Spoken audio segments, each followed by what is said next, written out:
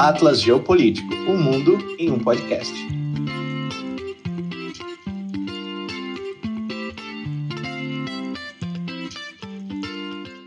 Fala, Borsal, tudo bem? Fala, Matheus, tranquilo, e você, como é que tá? Tudo bem e muito feliz para o nosso episódio 008, oitavo episódio do Atlas Geopolítico. E estamos aqui para fazer o que hoje?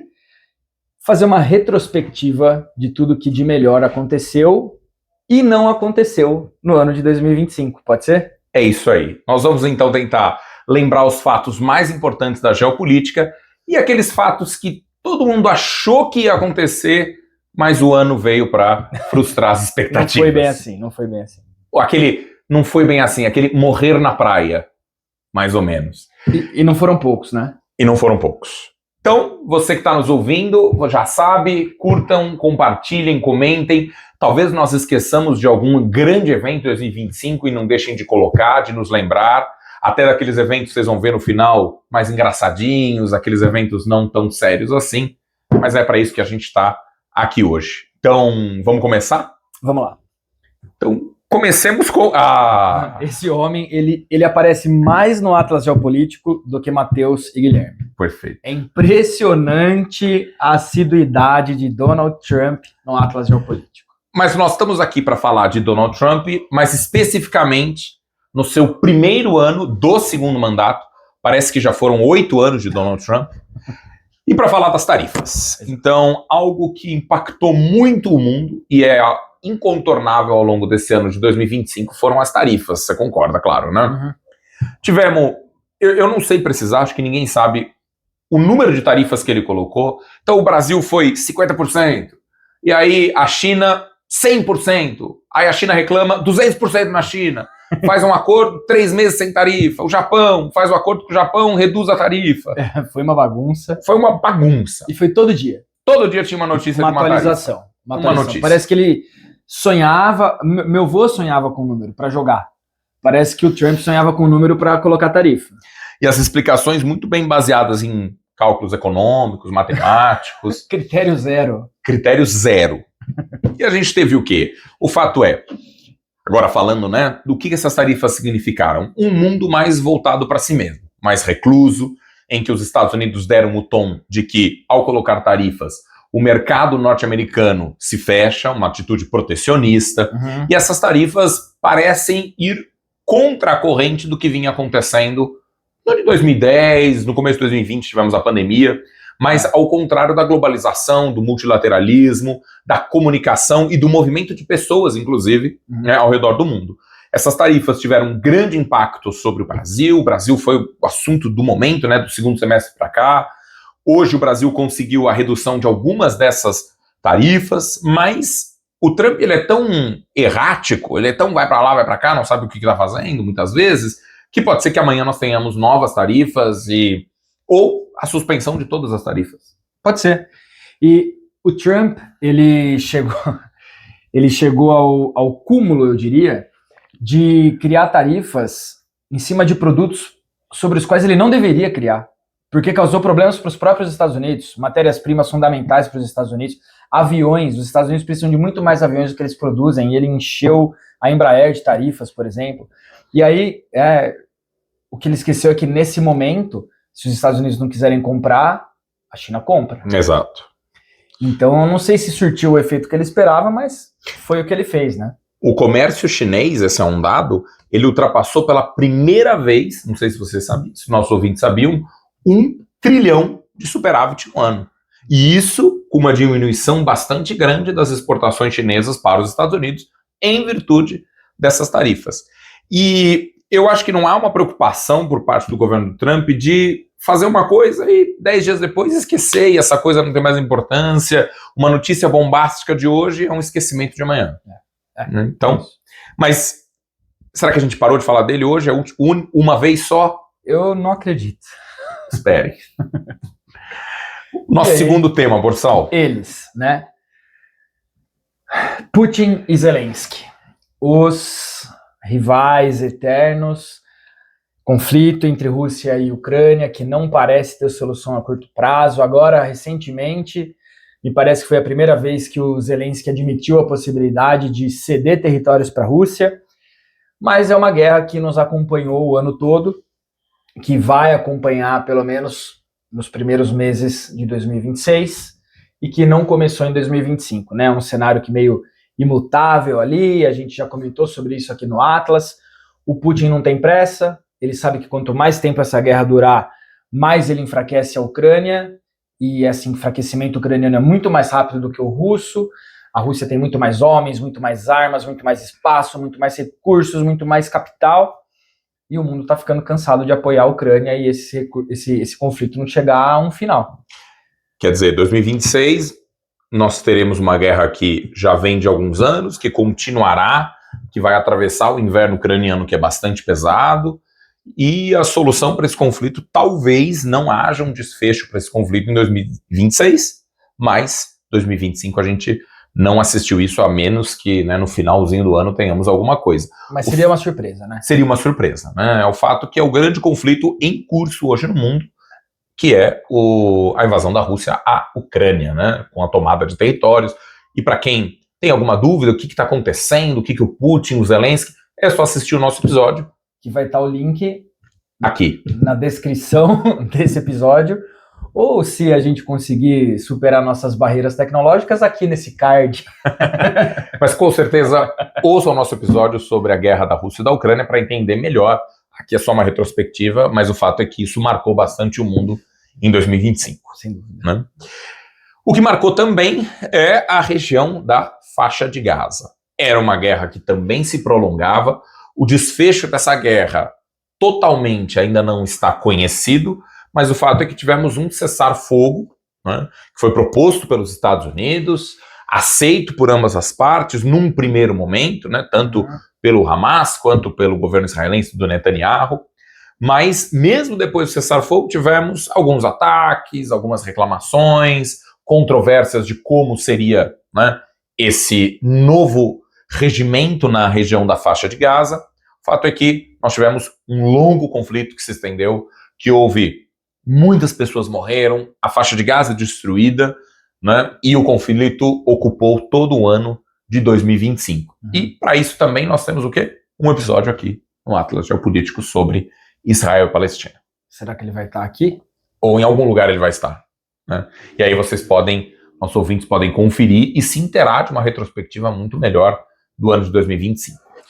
E esse conflito, ele merece um carinho por parte de quem analisa, porque é uma questão humanitária terrível, né? A gente sabe o quanto Gaza é negligenciada pelos meios de comunicação, até pelas redes sociais, em que há uma divulgação maior de vontades populares ali do que divulgar, do que não divulgar. Gaza acaba sempre ficando em segundo plano, e não há imagens, até porque Israel dificulta essa obtenção de imagens e do que está acontecendo de fato, mas vale a pena esse lembrete e realmente acho que retomar o nosso episódio, ele ainda está bem atual e vale a pena. Está bem fresco. Isso. Eu acredito que o conflito, ele não está no seu final, ele teve um cessar-fogo que foi extremamente necessário, mas a resolução em si do conflito totalmente, a paz na região, uma relação boa entre a faixa de Gaza e o governo de Israel, isso não foi atingido ainda, está longe. Eu queria lembrar que nós temos vários outros conflitos, né, acontecendo, inclusive o do Sudão, do qual a gente já falou aqui no Atlas Geopolítico, mas o conflito do Congo com Ruanda, não tem como nós tratarmos de todos, né, numa retrospectiva aí de meia hora, mas o fato é que o mundo de 2025 foi um mundo de guerra. Acho que isso é importante a gente salientar. Voltou a ser um mundo de guerra. Voltou a ser um mundo de guerra. Você lembra disso aqui, Borsal? Eu lembro de algumas pessoas me falando, pô, vocês vão falar de quando, aqui não é uma foto do Nepal, né, mas de quando o Nepal teve que escolher os seus novos representantes via Discord, e eu não consegui acreditar naquilo, tive que confirmar. Será que nós estamos talvez numa nova fase de atividade política direta da população? E isso o ano de 2025 trouxe para nós. Essa foto é de onde? Madagascar. De Madagascar. Madagascar, para quem não sabe, é uma ilhota. Ilhota não, ela é grande, que fica ali no leste da África.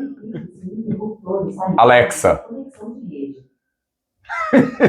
Essa aí não estava no script. Bom, voltemos a Madagascar. Voltemos. Madagascar é uma ilha que fica no leste da África, na parte oriental. É aquela parte quando você jogava War, que só chegava ali por conexão marítima. E o que nós tivemos em 2025?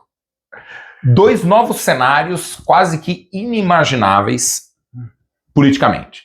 No Nepal e em Madagascar, nós tivemos a geração Z, que não sou eu e nem é você. Não, a gente é muito mais velho. Né? Muito mais velho, nós somos millennials. Ou os nossos ouvintes podem ser da geração Z. O que aconteceu? A geração Z, pessoas aí com 20 e poucos anos, tomaram a frente em manifestações contra o governo de Madagascar e contra o governo do Nepal. Por corrupção, por má administração, por elevação dos preços, por casos de corrupção.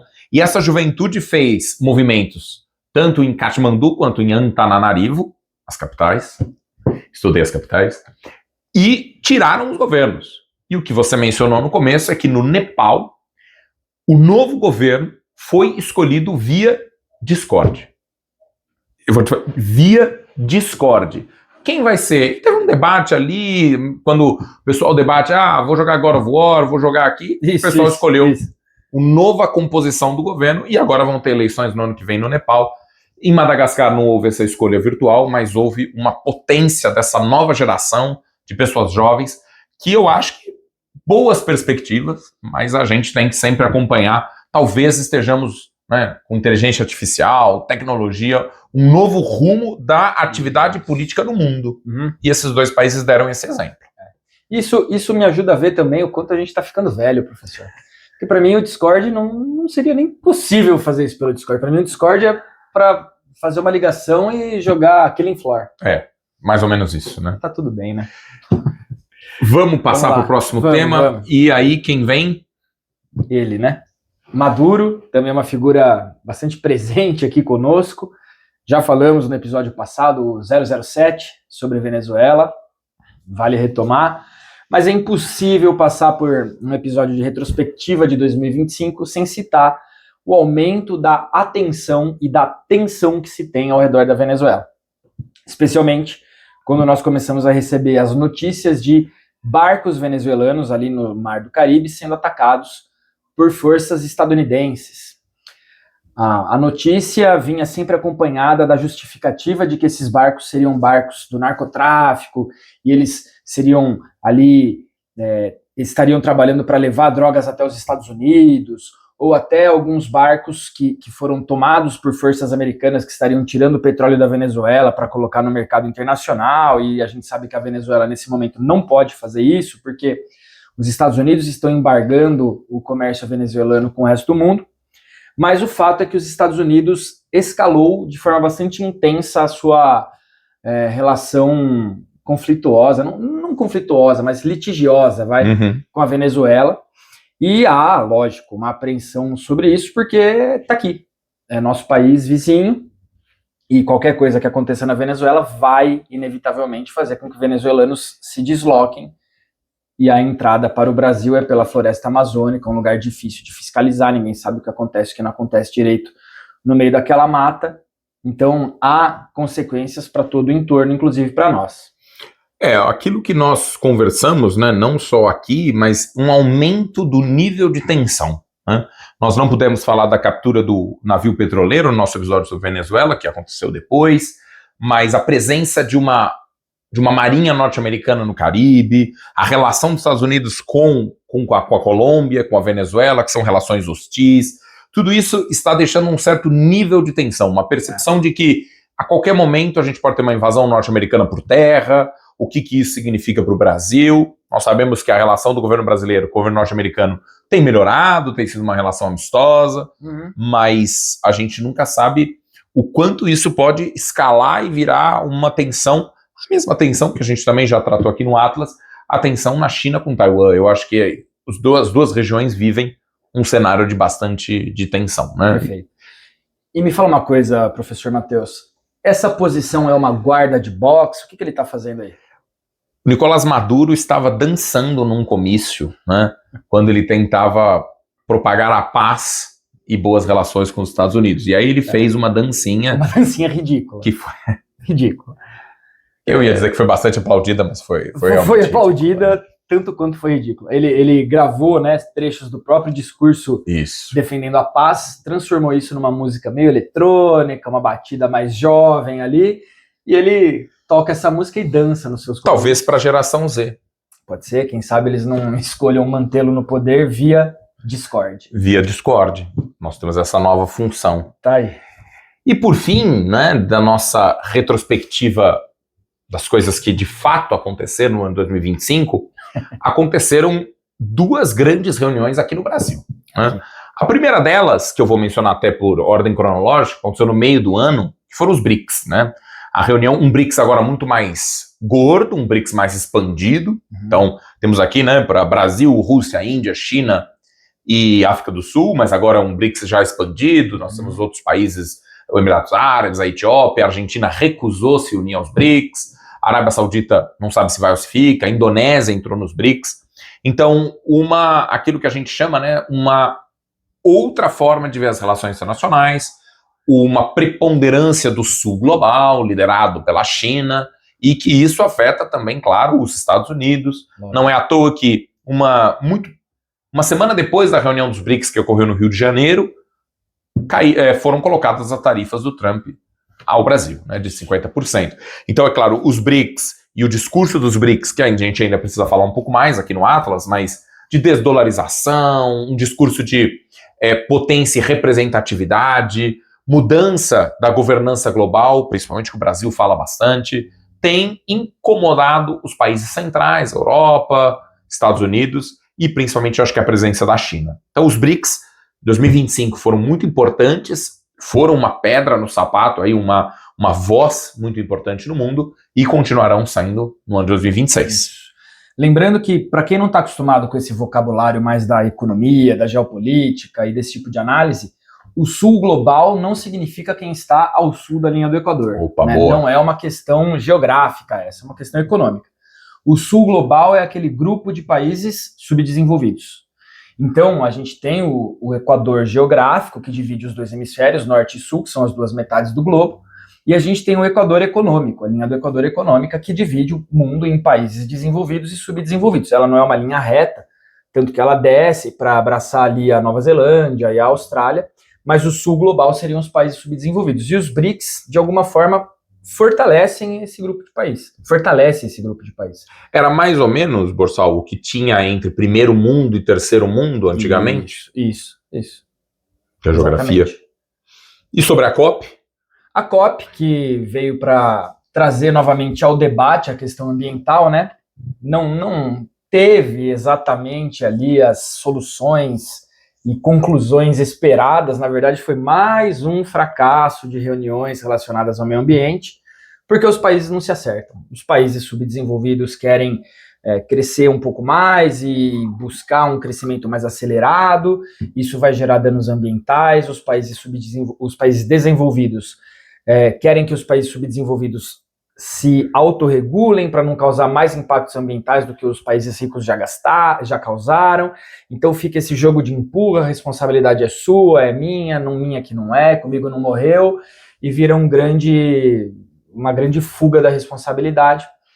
Então a COP ela foi insatisfatória, mas, de novo, pelo menos ela trouxe de volta o assunto ao debate. Tivemos o Fundo Florestas para Sempre, que surgiu, ainda não atingiu o financiamento que se espera para a preservação das florestas, mas ele surgiu, né? Ele está aí para todo mundo que quiser ajudar. Né? São passos, né? São passos. A COP precisa talvez ser levada mais a séria como evento, como instituição, mas aí a gente retorna a um debate também que no Atlas não é uma novidade. As instituições internacionais e supranacionais têm perdido relevância e força, até por um certo boicote de alguns líderes importantes no cenário internacional.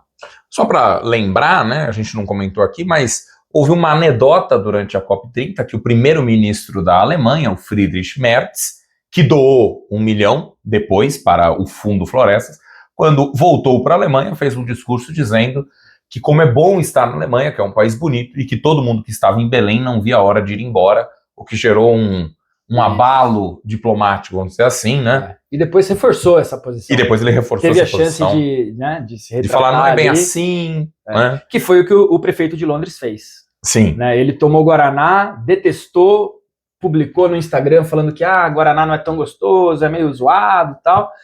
Aí ele entendeu que errou, e em Londres tomou Guaraná de novo, só que dessa vez, segundo ele, gelado como deve ser, e daí ele gostou.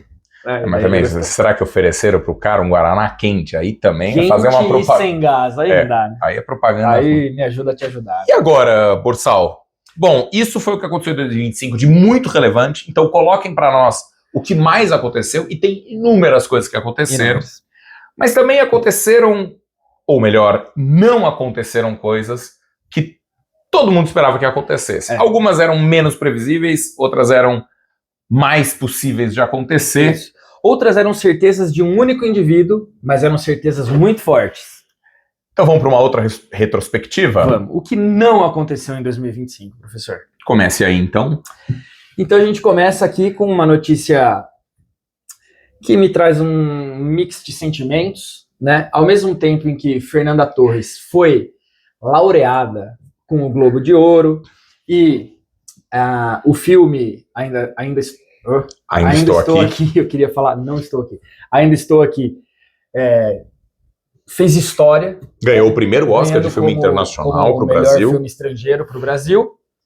A Fernanda Torres, que todos nós torcemos e tínhamos certeza e assistimos o Oscar até altas horas para ver se ela sairia ali vitoriosa ou não. Durante o carnaval. Durante o carnaval, uma pausa no bloquinho.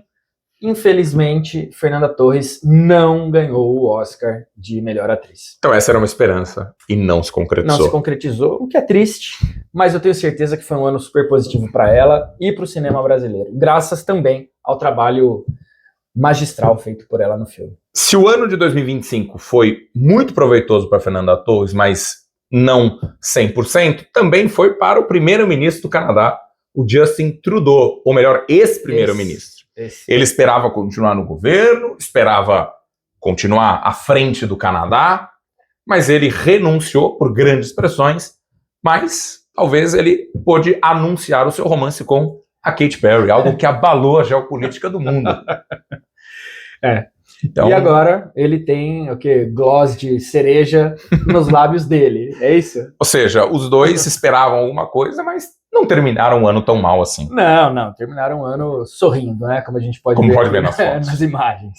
Bom, quem não sorriu muito, outras duas coisas que se esperava, era uma das coisas que eu achei mais engraçada nesse ano, é que o presidente da Argentina, Javier Milei, caiu numa fake news.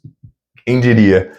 Javier Milei acreditou que o grupo australiano de rock, o AC/DC, teria convidado o Javier Milei para se juntar à banda o ano que vem no show que eles farão no estádio do River Plate. E postou no Twitter, vamos! Comemorando. Vou tocar com o AC/DC, ele que se apresenta, que canta, que é um rockstar. É um roqueiro. E aí ele esperava uma coisa e realmente era uma fake news e ele caiu, apagou o seu comentário e aí não teve final feliz. Será que ele se viu numa Highway to Hell, professor? Na verdade, ele foi embora mesmo. Né? O que ele esperava ser, não houve. E esse outro senhor aqui, que tem muito dinheiro, Elon Musk, não levou ninguém a Marte. Havia uma expectativa da colonização do planeta vizinho, e havia uma certeza de que os novos recursos e riquezas viriam de lá, e que isso estaria muito próximo. Até ali, naquele momento de uma amizade mais colorida entre Elon Musk e Donald Trump, acreditava-se muito que haveria dinheiro do governo dos Estados Unidos e uma parceria mais próxima à NASA e Elon Musk, e eles conseguiriam levar pessoas para outros planetas, mas isso não aconteceu. Ficou para 2026. Talvez. O que mais que não aconteceu? Voltamos a ele. Ele inicia e termina. E ele termina, ou quase termina o nosso episódio. O que não aconteceu com Donald Trump, professor Borsal? Dessa vez, acho que a segunda maior certeza que alguém carregava era Donald Trump carregando a certeza de que ganharia o Prêmio Nobel da Paz. Afinal, ele, sozinho, o trabalho de um homem só, ele encerrou 700 conflitos no ano de 2025, segundo contas de autoria própria. Ele tem esse documento com 700 conflitos encerrados por ele. Seria isso? E não deram o Nobel da Paz, mesmo com mais de 700 conflitos sendo terminados por canetada de Washington. É subnotificado. São 700 que ele contou, mas Entendi. ele cansou de contar. Tipo os gols do Cristiano Ronaldo. É isso. O fato é que ele não ganhou o Prêmio Nobel da Paz, mas, assim como Fernanda Torres e Justin Trudeau tiveram um ano que terminou bem, ele ganhou um Prêmio da Paz.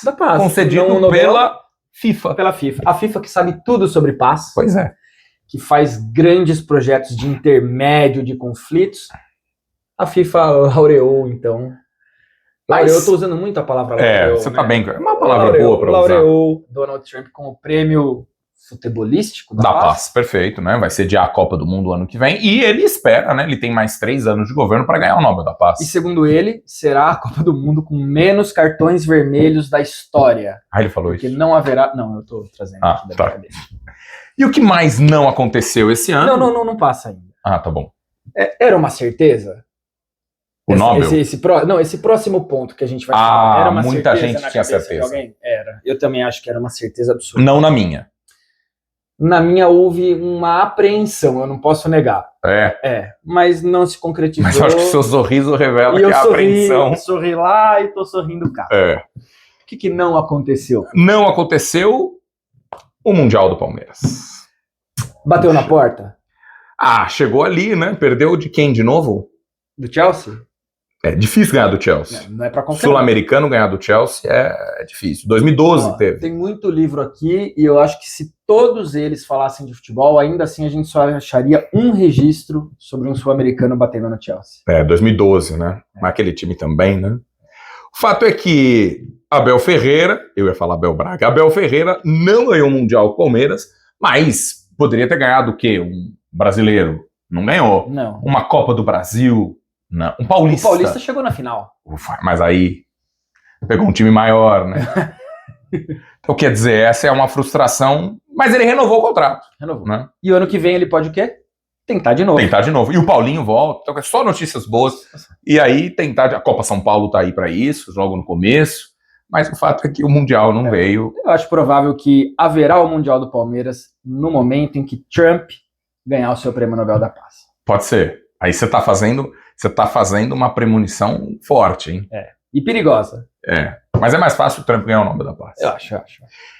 Bom, eu acho que com esse clima um pouco mais leve, um pouco mais tranquilo, claro, a nossa brincadeira, essa zoeira aí com esse ano de 2025, que foi muito pesado, mas teve coisas engraçadas.